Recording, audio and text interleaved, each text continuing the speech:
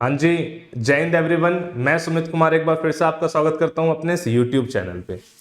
ये फोटो खड़क वालसा की ये फोटो मेरे हिसाब से हर उस बच्चे ने कहीं ना कहीं सजा के रखी होगी जो भी सपना रखता है इंडियन आर्म्ड फोर्सेस में एज ऑफिसर सर्व करने का। नेशनल डिफेंस एकेडमी ये सिर्फ कोई एकेडमी नहीं या कोई एग्जाम नहीं, ठीक है, ये एक इमोशन है। बिकॉज आप उस पोजीशन पे रह के देश के लिए कुछ कर रहे हो तो अपने आप में इतनी मोटिवेटिंग बात है ना कि यही इतना बड़ा ड्राइविंग फैक्टर है कि बंदा इसके लिए कई कई साल तक मेहनत करता है। आज इस क्लास में हम फोकस करने वाले हैं, अगर आप 11th क्लास में हैं जो एक्चुअली मुझे लगता है कि एकदम परफेक्ट टाइम है, तो आप एनडीए एग्जाम की तैयारी कब करें, कैसे करें, किस तरीके से करें कि मैक्सिमम से मैक्सिमम रिजल्ट की आपकी गारंटी रहे। 11th क्लास में अगर आप हैं तो जरूर इस वीडियो को देखिए। अगर आपने अभी तक मेरे चैनल को सब्सक्राइब नहीं किया है तो do subscribe the channel. Learn with Sumit एक वन स्टॉप सॉल्यूशन है सारे डिफेंस एग्जाम के लिए। यहाँ पे प्रॉपर कंटेंट, सारी इंफॉर्मेशन, सब कुछ आपको मिलता है। चाहो तो एक्सप्लोर करके देख लो, यारों दोस्तों को शेयर करो and obviously do support me. तो भाई साहब 11th क्लास की बात करते हैं। 11th क्लास में मैं पहले तो 3 कैटेगरी के बच्चों की बात कर लेता हूं भाई। एक वो बच्चा जो कि साइंस वाला है, एक वो बच्चा जो कॉमर्स वाला है, एक वो बच्चा जो आर्ट्स वाला है। सबसे पहले तो एक बात समझो, कॉमर्स और आर्ट्स वाले बच्चे आप भी अप्लाई कर सकते हो एनडीए एग्जाम के लिए। बस कंडीशन ये है कि आप सिर्फ और सिर्फ आर्मी में एलिजिबल हो पाओगे, साइंस वाला बच्चा एयरफोर्स एंड नेवी में भी हो पाएगा। बस इतना सा फर्क है, बाकी आप भी अप्लाई कर सकते हो। सबसे पहले मैं साइंस वाले बच्चे से स्टार्ट करूंगा। साइंस वाले बच्चे को कैसे मेहनत करनी चाहिए, फिर मैं इस पे आऊंगा इसको कैसे मेहनत करनी चाहिए। साइंस वाले बच्चे की बात करता हूं मैं, तो भाई सबसे पहले तो अपना जो एग्जाम है वो 2 पेपर में होता है, पेपर 1, पेपर 2। पेपर 1 की बात करूं मैं मैथ्स, पेपर 2 की बात करूं मैं जीएटी। जीएटी में भी 3 पोर्शन में डिवाइड हो जाता है। एक हो जाता है भाई साहब इंग्लिश, एक हो जाता है जीके और एक हो जाता है साइंस। मैथ की बात करूं 11th 12th की मैथ आती है। देखो पहले ना कॉमन सब्जेक्ट पकड़ो आप, मैथ पकड़ लिया और साइंस पकड़ लिया। साइंस में यानी मैथ प्लस में फिजिक्स प्लस में केमिस्ट्री। इन 3 सब्जेक्टों में आपको क्या करना है जो आपके स्कूल में पढ़ा रहा है। स्कूल में एनसीईआरटी तो पढ़ा ही रहे हैं ना, तो एनसीईआरटी को अच्छे से करो। जैसे एग्जांपल लो मैथ का, मान लो आपने कॉम्प्लेक्स नंबर करा, ठीक है, तो कॉम्प्लेक्स नंबर एनसीईआरटी से पूरा करोगे, उसको साथ साथ तभी के तभी आप आरडी शर्मा ऑब्जेक्टिव से कर लो या किसी भी और किताब से कर लो। थोड़ा सा लेवल बढ़ाओ, मैं नहीं कह रहा आईआईटी तक जाओ, थोड़ा सा लेवल बढ़ा के देखो और पीवाईक्यूज देखो एनडीए के, और देखो कि भाई साहब यहां तक पहुंचने के लिए मुझे इसका कितना लेवल अप करना पड़ेगा। थोड़ी सी आपको हेल्प लेनी है तो भाई साहब आप YouTube से हेल्प ले सकते हो, बहुत सारे अच्छे अच्छे टीचर्स पढ़ा रहे हैं। आप अनअकैडमी से हेल्प ले सकते हो, बहुत सारे जबरदस्त कोर्सेज चल रहे हैं, आप हेल्प ले सकते हो इसको सप्लीमेंट करने के लिए। पढ़ोगे वही एनसीईआरटी वाला, बस उसको सप्लीमेंट करो। और यही काम आपको फिजिक्स में करना है, यही काम आपको केमिस्ट्री में करना है। मेरा कहने का मतलब ये जो कॉमन सब्जेक्ट है ना, उन कॉमन सब्जेक्ट को आप वहीं के वहीं निपटा दो विद एनसीईआरटी। अब बच जाता है इंग्लिश और जीके। अब बात करता हूं मैं, सबसे पहले जीके की बात करता हूं। जीके की बात करूं मैं, history, geography, polity, current affair and economics.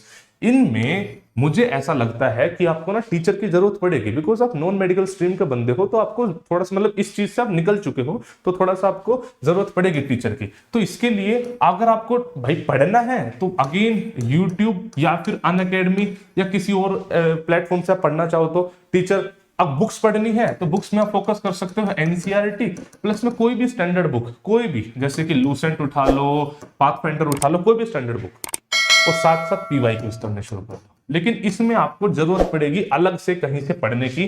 तो मेरे हिसाब से दिन के 2 से 3 घंटे, हो सकता है और भी ज्यादा घंटे, आप स्पेसिफिकली रोज निकालो इस सेक्शन के लिए जो आप डेडिकेटेडली सिर्फ एनडी के लिए तैयार करोगे। अच्छा, इस 2-3 घंटे में इंग्लिश को भी इंक्लूड कर लेता हूं, बिकॉज इंग्लिश में 2 पार्ट में पोर्शन डिवाइड है, ठीक है, वोकैब एंड ग्रामर।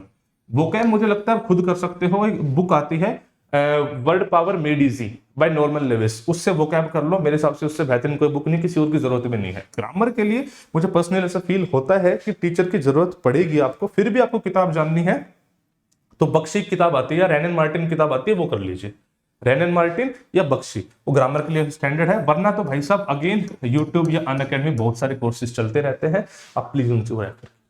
सारे सब्जेक्ट क्लियर हो गए, पूरा का पूरा 900 मार्क्स हो गया। भाई जीएटी आता था 600 मार्क्स का, ठीक है, 200 200 200। मैथ आता है 300 मार्क्स का, तो 900 मार्क्स पूरे हो गए। अब मैं आता हूं इस बच्चे पे, कॉमर्स एंड आर्ट्स वाले बच्चे पे। इसमें भी 2 अलग अलग कैटेगरी है, एक जिसके पास मैथ है, एक जिसके पास मैथ नहीं है, ठीक है। तो मैथ वाला बच्चा तो सेम वही चीज मैथ में फॉलो करेगा जो वो कर रहा था। इस बच्चे को क्या करना है, ध्यान से सुनो। इस बच्चे के लिए सारा जो फोकस आएगा ना वो इंग्लिश प्लस में जीएस पे आएगा। ठीक है, ऑब्वियसली मैथ आपको करनी पड़ेगी। अगर आपके पास मैथ नहीं है तो मैथ्स में आपको सेलेक्टिव होना पड़ेगा, सारी की सारी मैथ आप नहीं कर पाओगे अगर आपके पास मैथ नहीं है। बी सेलेक्टिव, जो इंपॉर्टेंट टॉपिक है जैसे कि कैलकुलस, इसको उठाओ और पूरा करो। मतलब कि आप इसमें टारगेट ही ये करो कि आपको 60 प्रश्न करने हैं 120 में से, तभी कर पाओगे। जिसके पास मैथ्स नहीं है उसकी बात कर रहा हूं मैं। अगर आपके पास मैथ्स है तो फिर भाई मैथ्स में बढ़िया स्कोर करने का आपका टारगेट है। आपका ज्यादा फोकस होना चाहिए इंग्लिश और जीएस में। जीएस में वही पता है, हिस्ट्री, ज्योग्राफी, पॉलिटी। भाई साहब इसके लिए मेरे अकॉर्डिंग आपको या तो अनअकैडमी या कोई और प्लेटफॉर्म या यूट्यूब से डेडिकेटेडली पढ़ो, एनसीईआरटी को बिल्कुल धुन मारो, प्लस में पीवाईक्यूज, प्लस में कोई स्टैंडर्ड बुक जैसे कि लूसेंट, ये सब, ये मतलब मेहनत करनी पड़ेगी। बिकॉज आपको इन 400 नंबर में से, इन जो 200 मिलाकर 400 में से 300 नंबर का टारगेट तो मिनिमम रखना ही रखना पड़ेगा, तभी बात बनने वाली है बच्चे। तो यहां पे ज्यादा फोकस करना पड़ेगा आपको। इंग्लिश के लिए भी आप कहीं से मतलब डेडिकेटेडली पढ़ाई करो। ठीक है, अगर बस मैथ है तो थोड़ी सी चीजें इजी हो जाती है, मैथ नहीं है तो भाई साहब मैथ के लिए अलग से टाइम निकालना पड़ेगा, यहाँ के लिए अलग से टाइम निकाल। बात आ जाती है साइंस की। सर साइंस का क्या करें? मुझे लगता है 11th 12th की साइंस आपको नहीं करनी चाहिए। अगर आप सिर्फ 9th और 10th क्लास की एनसीईआरटी भी करोगे ना, एनसीईआरटी इसी को रट लोगे, तब भी बहुत सारे क्वेश्चन, मैं कह रहा हूं कि 30 to 35% क्वेश्चन में आप कुछ तो कर पाओगे। तो प्लीज इन चीजों पर फोकस करो। मेरे हिसाब से मैं हर स्टूडेंट को कवर कर पाया हूं। आप 11th क्लास में हैं, इस स्ट्रेटेजी को फॉलो करोगे तो धीरे धीरे चीजें समझ में आने लग जाएगी। विद एक टाइम के बाद फ्लो बनने लग जाता है और चीजें कन्वर्ट हो जाती हैं। ठीक है, मैं उम्मीद करता हूं कि इस स्ट्रेटेजी के बाद एक पूरा अगर आप रिलीजियसली फॉलो करते हो तो यहां पे आप जल्दी ही पहुंचोगे। ठीक है, और अपने देश को, अपनी फैमिली को बहुत प्राउड फील कराओगे। ठीक है, तो मैं सुमित कुमार इस सेशन को एंड करता हूं। अगर अभी तक आपने चैनल को सब्सक्राइब नहीं किया है तो कर दीजिए भाई। सपोर्ट तो ऑब्वियसली मांगता है ना अपन को, तभी तो चीज आगे कंटिन्यू रहेगी। ठीक है, तो मिलता हूं जल्दी किसी नेक्स्ट वीडियो में, तब तक अपना ध्यान रखें। जय हिंद।